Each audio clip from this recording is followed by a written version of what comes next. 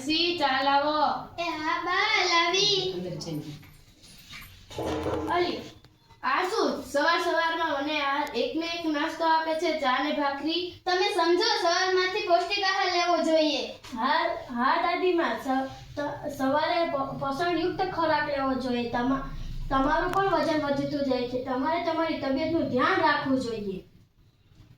હા, તમારી દીકરી સાચું કહે છે. તમારી જેમ જ એક રમીબા હતા, તેમનો વજન પણ વધતો અને માથું પણ દુખતું અને પછી તેમને લોહીનું દબાણ આવ્યું.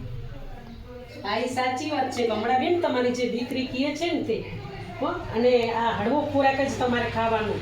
અને તમારે દર મહિને એવું લાગે તપાસ માટે અહીં સબ સેન્ટરે આવી જવાનું, એવું લાગે તો અત્યારે હાલો હું તમને તપાસ માટે લઈ. બેન શું થાય છે તમને? ચક્કર આવે છે. કેટલા દિવસથી? બહુ દી થઈ ગયા છે. હા, તાવે, માથું દુખે, ગભરામણ એવું બધું કઈ થાય છે તમારે? હા, તમારું વજન પણ વધતું જાય છે. બીપી તમને ચેક કરી દઉં છું.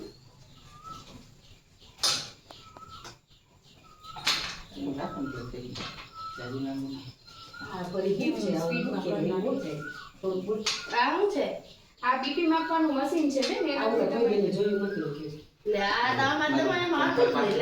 તો બેન અત્યારે બધું નવી વસ્તુ આવી ગઈ છે, તો આપણે વેલેરી ખબર પડે કે શું તકલીફ છે.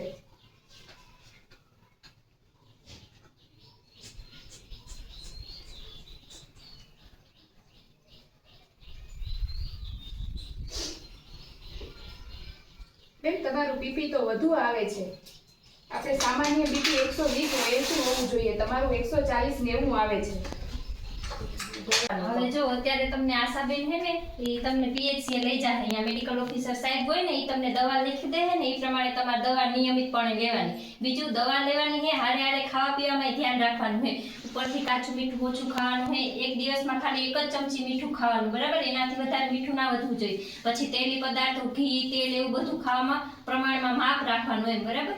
અત્યારે અને કઠોળ ને એવો ખોરાક વધારે લેવાનો અને યોગ્ય સમયે નિયમિતપણે મહિનામાં એકવાર કે એવી રીતે બીપી મપાવતા રહેવાનું, એટલે કેટલું વધે કેટલું ઘટે એના ઉપરથી આપણને આઈડિયા આવે, બરાબર?